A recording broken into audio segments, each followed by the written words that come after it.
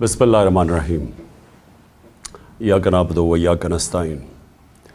آج میں نے اپنی قوم سے بات کرنے کی اس لیے ضرورت سمجھی کیونکہ ابھی ایک ہماری اسمبلی کے اندر ایک منی بجٹ آیا ہے، اور یہ جو منی بجٹ ہے اس سے ایک عوام کے اوپر ایک مزید اور مہنگائی کا بوجھ پڑنے لگا ہے۔ تو میں اپنی قوم سے صرف، کیونکہ میں بڑی دیر سے آپ سے باتیں کرتا رہا ہوں، میں صرف آج اس لیے بات کر رہا ہوں کہ دیکھیں یہ جو ہو رہا ہے نا پاکستان سے، یہ ہونا ہی تھا۔ جب ہماری حکومت ہٹائی گئی تو میں تب سے کہہ رہا ہوں کہ ملک کے مسئلوں کا حل صرف ایک ہے، وہ الیکشنز کروائیں اور عوام کے مینڈیٹ سے ایک حکومت لے کے آئیں، جو حکومت پھر وہ فیصلے کرے ملک کے لیے جو مشکل فیصلے ہیں، لیکن کیونکہ عوام کے مینڈیٹ سے وہ حکومت آئی ہوگی وہ فیصلے کر سکے گی۔ اور میں تب سے کہہ رہا ہوں کہ الیکشن کے علاوہ پاکستان کے مسئلے مسائل کا کوئی حل نہیں۔ ہماری جب حکومت جو سازش ہوئی اور جب گرائی گئی تو میں نے یہ ایک چیز بار بار کہی کہ جو نئی حکومت آئے گی اس سے یہ ملک سنبھالا نہیں جائے گا۔ جو وہ آج کہتے ہیں جو صاحب کہ جناب عمران خان ملک برباد کرنے لگا تھا، اس کو بھی بتایا کہ دیکھیں اگر آپ نے اس وقت سیاسی استحکام نہ قائم کیا، یعنی کہ اگر پولیٹیکل انسٹیبلٹی آتی ہے تو یہ جو آپ نے چوروں کا پلندہ جو اکٹھا کر کے ہمارے اوپر مسلط کرنے لگے ہیں یہ نہیں سنبھال سکیں گے۔ تو آج یہ جو منی بجٹ ہے یہ ذرا پوری کہانی دیکھیں کہ 10-11 مہینے میں پاکستان کدھر سے کدھر پہنچ گیا۔ اور میں آج یہ پہلے بجٹ کے اوپر اپنا چھوٹا سا تبصرہ کر کے میں آج یہ کہنا چاہتا ہوں کہ یہ رکنا نہیں لگے ہے۔ یہ ہم اگر IMF کی بات چیت مان بھی گئے، یہ ابھی یہاں رکنے نہیں لگا ہمارے ملک کا جو تیزی سے ہم دلدل میں پھنسے ہوئے ہیں اور پھنستے جا رہے ہیں۔ دیکھیں جب ان کی حکومت آئی تو سب سے پہلے دنیا پاکستان کو کیسے دیکھتی تھی؟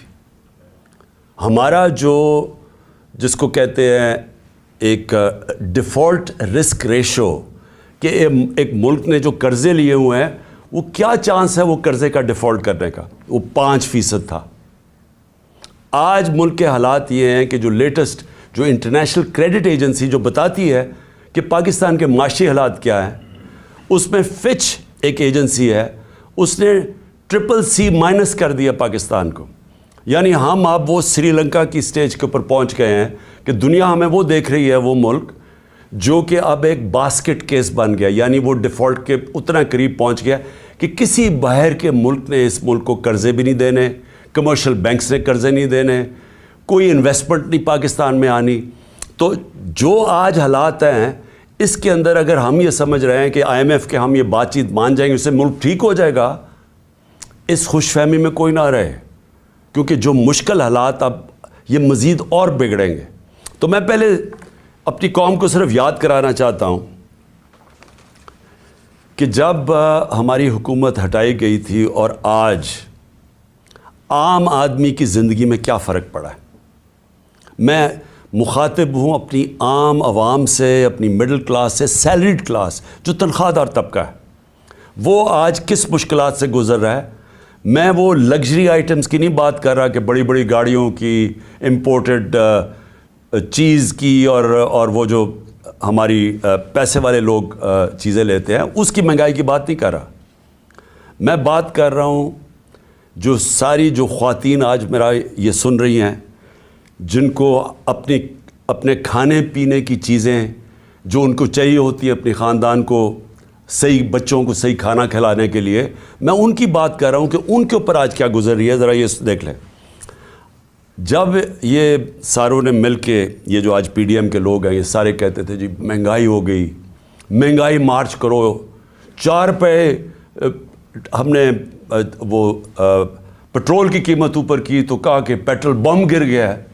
تو انہوں نے ایک دفعہ وہ فضل الرحمان آ گیا تھا مہنگائی مارچ کر کے، دوسری طرف وہ کام پہ ٹانگنے والے وہ بلاول آ گیا تھا۔ اس کے بعد ایک 2 دفعہ فضل الرحمان، اور اس کے بعد یہ مریم نے کوئی راستے میں رہ گئی تھی، اس کی بھی لانگ مارچ. لیکن سب کا ایک کہہ رہے تھے کہ مہنگائی سے لوگ تباہ ہو گئے. تو آج اللہ کیونکہ الحق ہے، سچ کا خدا ہے، اس کی وعدہ ہے کہ وہ سچ سامنے لے آئے گا. ذرا آج قوم کو بتانا چاہتا ہوں کہ آج آٹا ہمارے دور میں 60 روپے کلو تھا، آج 135 روپے کلو پہنچ گیا. جو عام آدمی کھانے کی اس کی پینے کی چیز ہے. جو گھی ہے وہ 380 ارب تھا، آج 600 ارب کے جی پہنچ گیا.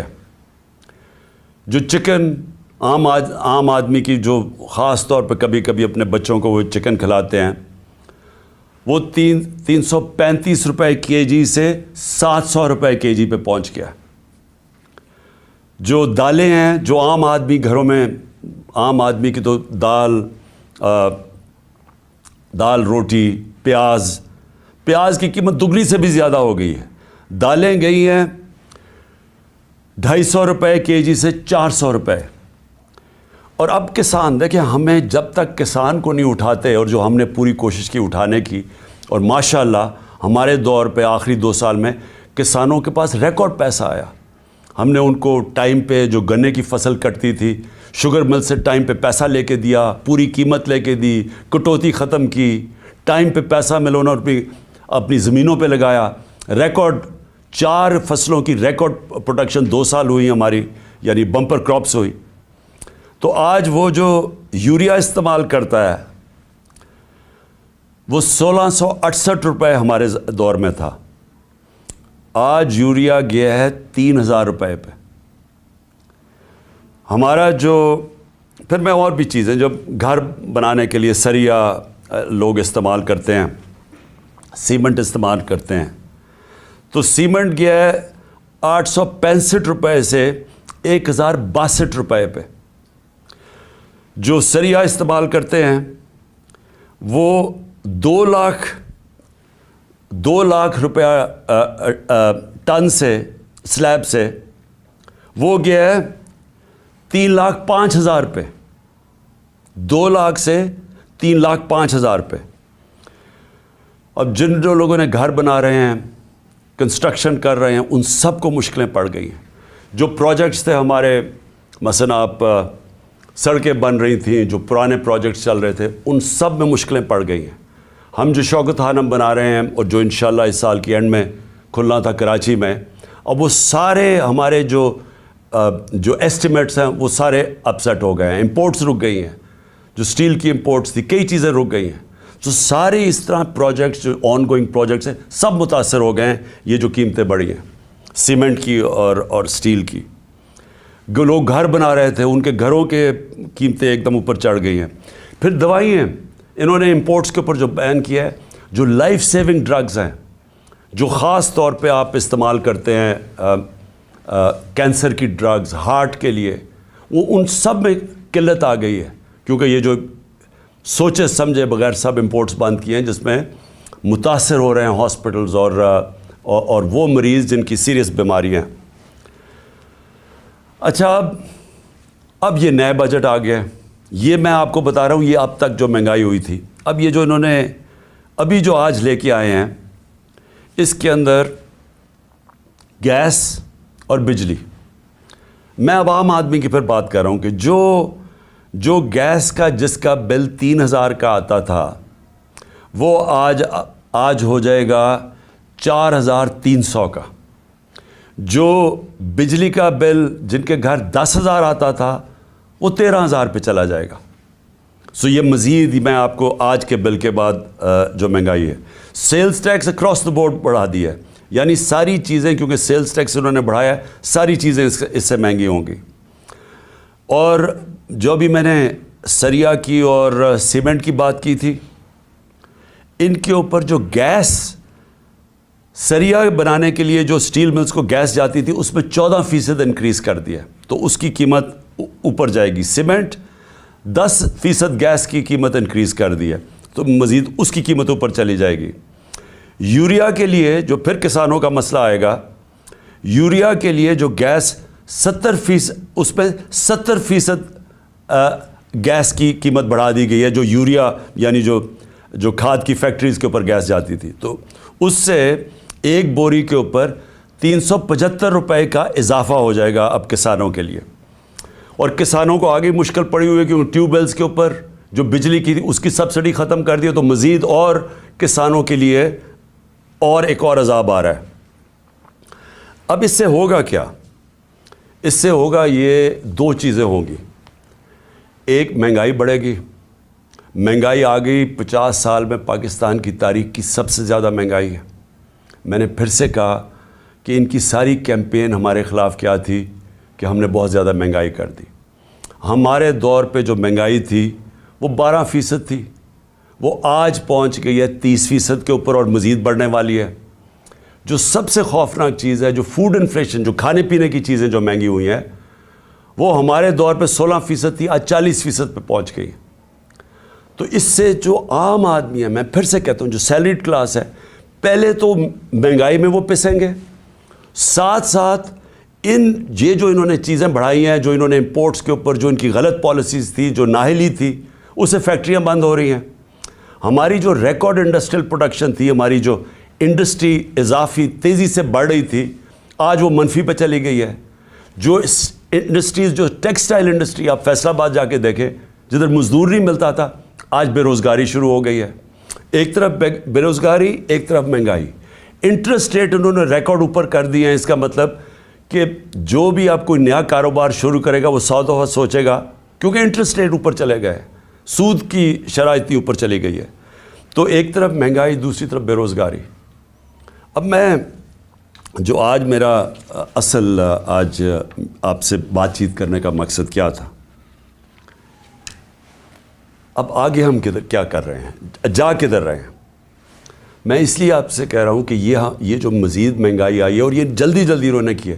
شروع میں ان کو سمجھ نہیں آئی کیا کرنا تھا. اپنے NRO کے اوپر انہوں نے وقت گزارا. ان کو صرف ایک پڑی ہوئی تھی کہ کس طرح کے ان کے 1100 ارب روپے کے ان کے اوپر کرپشن کیسز تھے وہ ختم ہو. ہم ہر سال، ہمارے 3.5 سال کے اندر، ہر سال جو نیب ریکور کرتی تھی چوری کا وہ 160 ارب روپیہ تھا. ہم نے 480 ارب روپیہ اپنے دور میں نیب نے ریکور کیا تھا. ہم نے نہیں کیسز بنائے تھے، یہ پرانے کیسز تھے، لیکن ہمارے دور میں نیب پیسے ریکور کر رہی تھی کیونکہ ہم کسی کو بچا نہیں رہے تھے. اب 1100 ارب روپے کے جو کرپشن کیس ہیں انہوں نے معاف کروا لیے. تو ایک طرف قوم کی کمر توڑ دی ہے مہنگائی اور بے روزگاری سے، دوسری طرف انہوں نے اپنے کرپشن کے کیسز معاف کروا لیے، اور تیسری طرف روپیہ ڈالر کے بنسبت 90 روپیہ گرا ہے. کہ کبھی پاکستان کی تاریخ میں اتنا زیادہ ڈالر مہنگا نہیں ہوئی اور اتنی تیزی سے روپیہ گرا نہیں ہے. تو قوم کے لیے تو کیا ہوا اس سے؟ اگر آپ کی 30,000 روپیہ تنخواہ تھی، آج صرف وہ 20,000 روپے کی 30,000 روپے کی تنخواہ 20,000 کی چیزیں خرید سکتی ہے. آج جو ڈی ویلیویشن ہوئی ہے، ساری قوم کا جو جیسے کہتے ہیں نا GDP، کیونکہ GDP ڈالر سے میجر ہوتی ہے، تو پر کیپٹا انکم ڈالر سے میجر ہوتی ہے، وہ ساری نیچے آ گئی ہے. ان کے ہوتے ہوئے جب تقریباً 90 باہر مارکیٹ میں جاؤ تو وہ 100 روپیہ کا بھی سے زیادہ ڈالر مہنگا ہو چکا ہے. تو جب کہ ایک قوم کی دولت میں کمی ہوئی ہے، یہ جو سارے 30 سال سے ملک کا پیسہ چوری کر کے، منی لانڈرنگ کر کے باہر لے کے گئے ہیں، ان کے ایونسیل اپارٹمنٹ اور ان کے مے فیئر میں اور بڑی بڑی گاڑیاں اور 1 ہائیڈ پارک اور یہ جو باہر ہوٹل خریدے ہوئے ہیں اور انہوں نے بے نامی چیزیں خریدی ہوئی ہیں، باہر بینکوں میں آف شور اکاؤنٹس میں پیسے رکھے ہوئے ہیں. قوم کے لیے 90 روپے ان کی دولت میں کمی اگر روپے میں پڑے ہوئے ہیں، اور ان کے باہر پیسے میں 90 روپے اضافہ ہو گیا. پاکستان کے مقابلے میں ان کے پیسے میں 90 روپے زیادہ امیر ہو گئے ہیں. ان کو کوئی فرق نہیں پڑا، اس لیے انہوں نے آتے ساتھ ہی کبھی کوئی پرواہ نہیں کی کہ کیا انہوں نے اگر ان کو سازش کے تحت بٹھائی دیا تھا، کیونکہ عمران خان ملک تباہ کر رہا تھا، تو ان کو انہوں نے آ کے کوئی روڈ میپ دینا تھا کہ ہم نے ملک کو کیسے ٹھیک کرنا ہے, کیونکہ یہ تو بڑے تجربہ کار تھے. ہم تو جی اسحاق ڈار نے کہا میں روپے کو $200 کو نیچے لے کے آؤں گا, میں IMF کو سامنے یہ کر دوں گا, بڑی بڑھ کے ماری, میں تجربہ کار ہوں. آج یہ بتائیں کہ انہوں نے ملک سے کیا کیا, اور جو ان کے ہینڈلر لے کے آئے تھے ان سے ذرا پوچھیں کہ آپ نے یہ ملک سے کیا کیا ہے. کون جواب دے؟ آج جو ابھی یہ جو شروعات ہے, ابھی یہ جو $90 کے جو گرا ہے, جو روپیہ گرا ہے ڈالر کے مقابلے میں, ابھی اس کی مزید مہنگائی آنی ہے.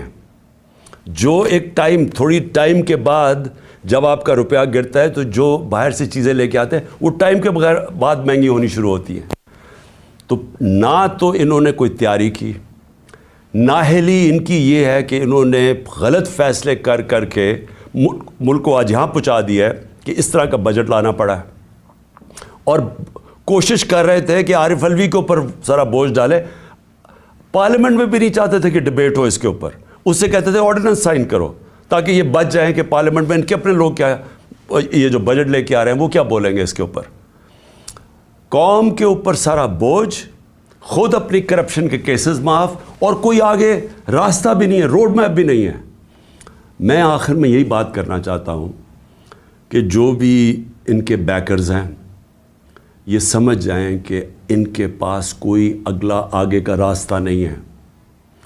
یہ اگر سمجھ رہے ہیں کہ اس سے آپ IMF کے ڈالرز آ جائیں گے تو وہ یہ ایسے سمجھیں کہ یہ کینسر کا علاج ڈسپلن سے ہو رہا ہے, تھوڑی دیر کا تھوڑا سا آرام آئے گا, لیکن کینسر جب تک کاٹ کے نکالی نہ جائے یہ کینسر پھیلتی جائے گی, یہ قرضے بڑھتے جائیں گے, آمدنی سکڑتی جا رہی ہے.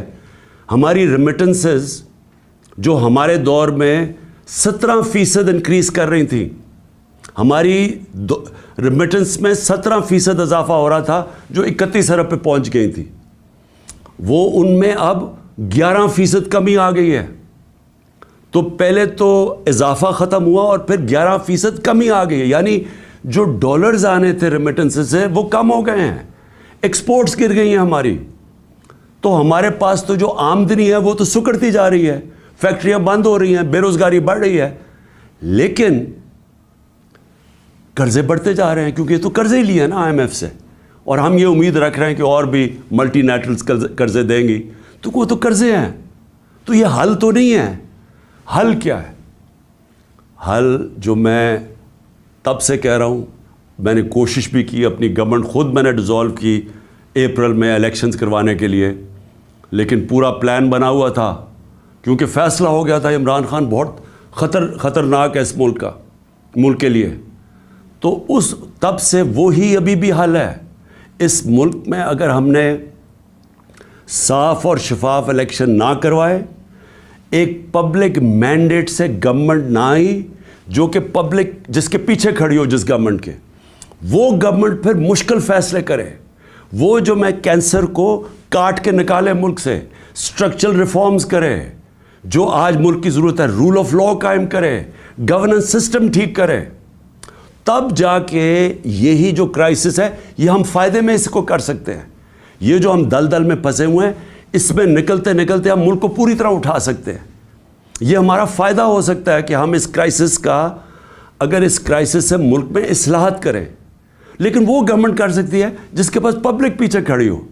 جب آپ کے پاس پبلک مینڈیٹ نہیں تو آپ ان PDM کے یہ جو اوپر 60% لوگ ضمانت پہ ہیں کرپشن کیسز پہ, اور ان کا سلوشن یہ ہے, کیونکہ ان کے پاس تو حل کوئی نہیں ہے, ان کا سلوشن یہ ہے کہ عمران خان کے اوپر 60 FIR کاٹ دو, اس PTI کے لوگوں کو جیلوں میں ڈالو, ان کے اوپر تشدد کرو, ان کو خوف پھیلاؤ, ان کو ڈراؤ دھمکاؤ, اور ان کو اور اس طرح کرو کہ جب وہ بالکل پارٹی ان کی ٹوٹ جائے تو پھر الیکشن کرواؤ. وہ ہونے نہیں لگا, کیونکہ اب جتنا زیادہ دبائیں گے وہ پارٹی اتنی اور اٹھتی جا رہی ہے. پبلک کوئی بیوقوف تو نہیں ہے, پبلک تو فیصلہ کر بیٹھی ہے جس کی وجہ سے یہ ڈرے ہوئے ہیں. تو صرف اور صرف عمران خان کو باہر کرنے کے لیے ملک کو تباہ نہ کریں. یہ اصل میں جانا ہے ہماری سیکیورٹی کے اوپر.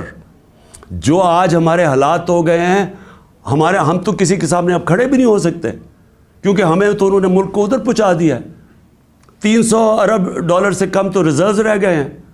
ہمارے پاس کیا اب ہے کہ اپنے پیر پہ کھڑے ہوں, کسی کو کہے کہ نہیں جی ہمیں پاکستان کی خودداری چاہیے, ہم پاکستان کی سوورنٹی چاہیے. ہم کیسے کہہ سکتے ہیں جب ملک کے حالات یہاں پہنچا دیے؟ اس کے لیے اپنے ملک کو بچانے کے لیے طریقہ یہ نہیں ہے جو کیا جا رہا ہے کہ ہائی کورٹ کہہ رہا ہے کہ الیکشن کرواؤ. وہ الیکشن کمیشن جناب بیٹھی ہوئی کہ نہیں ہم الیکشن نہیں کرواتے, وہ بہانے مار رہی ہے الیکشن کے. پاکستان کا آئین کہتا ہے 93 میں الیکشن کرواؤ, یہ کوئی بہانہ مار رہا ہے, کوئی صرف ڈرے ہوئے ہیں الیکشن ہارنے سے. پاکستان کی آئین کی وائلیشن جس طرح کی جا رہی ہیں اور جس طرح آگے پلان بن رہا ہے, یہ جو بھی لوگ سمجھ رہے ہیں کہ اس سے وہ اپنی ذاتی فائدہ اٹھا دیں گے, وہ ملک کو ڈبو دیں گے. اور میں آج اس لیے یہ کہہ رہا ہوں کہ ہم بڑے آرام سے ملک کے اندر اس وقت اگر ہم چاہیں, اتنی بڑی پارٹی ہے, ہم اگر وہ مظاہرے کریں اور ملک بند کرنے کی کوشش کریں, اسٹرائکس کریں, ملک تو آگے حالات برے ہیں. اس لیے ہم نے پرامن احتجاج کا فیصلہ کیا ہے کہ ہم جیل بھرو تحریک شروع کرنے والے ہیں, بتانے کے لیے کہ آپ اس طرح ایک ملک کو استعمال تھوڑے سے لوگوں کے ذاتی مفادات کے لیے نہیں کر سکتے. یہ ملک 22 کروڑ لوگوں کا ملک ہے. یہ تھوڑے سے لوگ اس ملک کو اپنے مفادات کے لیے تباہ نہیں کر سکتے. اس لیے ہم جیل بھرو تحریک کی پوری تیاری کریں, میں اناؤنس کرنے والا ہوں. اور لوگوں کو صرف خوف دور کرنے کے لیے کہ یہ سمجھتے ہیں کہ خوف پھیلا کے, جیلوں میں ڈال کے, FIRs کر کے یہ اسی طرح بیٹھے رہیں گے, اور پھر کسی نہ کسی طرح دھاندلی کر کے ایک وہ الیکشن کمیشن, بے ضمیر الیکشن کمیشن کے ذریعے ایک جانبدار الیکشن کمشنر کے لیے, یہ جو چیف الیکشن کمشنر ہے, اس کو استعمال کر کے کسی طرح پھر ان چوروں کو مسلط کر دیں گے. یہ ہونے نہیں لگا, ملک کو نقصان پہنچ رہا ہے. اور میں آخر میں اپنی ساری قوم کو کہنا چاہتا ہوں, پھر سے میں ایک بات کہنا چاہتا ہوں اور بات ختم کرتا ہوں کہ دیکھیں, وہ ہم اس موڑ پہ کھڑے ہو گئے ہیں جس کا ہم سب کو خطرہ تھا کہ ایک دن جب سے یہ امپورٹڈ حکومت آئی ہے کہ خدا نہ خواستہ ہم یہاں نہ پہنچ جائیں. ہم وہاں پہنچ گئے ہیں. ہمارے سامنے اب صرف 2 راستے ہیں. ہم چپ کر کے اب انتظار کریں کہ مزید ملک تباہی کی طرف جائے, یا ہم ایک پرامن احتجاج کی تحریک کے اندر سب شامل ہوں اور بتائیں ان کو کہ آئین اور قانون کے بغیر کوئی دنیا کا معاشرہ نہیں چل سکتا. دنیا کا معاشرے جتنے بھی ہیں وہ رول آف لاء پہ چلتے ہیں, اور رول آف لاء آئین ڈیفائن کرتا ہے, اور آئین آپ کو کہتا ہے کہ 90 دن میں الیکشن کروائی جائے. اس سے جتنا آپ پیچھے ہٹتے جائیں گے, آپ ملک کو ادھر دھکیلتے جائیں گے جدھر ملک, جس کو کہتے ہیں بنانا ریپبلک, جدھر جنگل کا قانون ہوتا ہے, ادھر ملک کو دھکیلا جا رہا ہے. ہم یہ کبھی ہونے نہیں دیں گے. اور میں نے صرف اپنے لوگوں کو بھی, سب کو تیار کیا, اپنی قوم کو, کہ ہم ایک پرامن احتجاج کے لیے تیار ہو جائیں, کیونکہ مجھے ابھی تک کوئی نیت نہیں نظر آ رہی ان کی آئین کے اوپر چلتے ہوئے 90 دن میں الیکشن کروانے کی. پاکستان زندہ باد.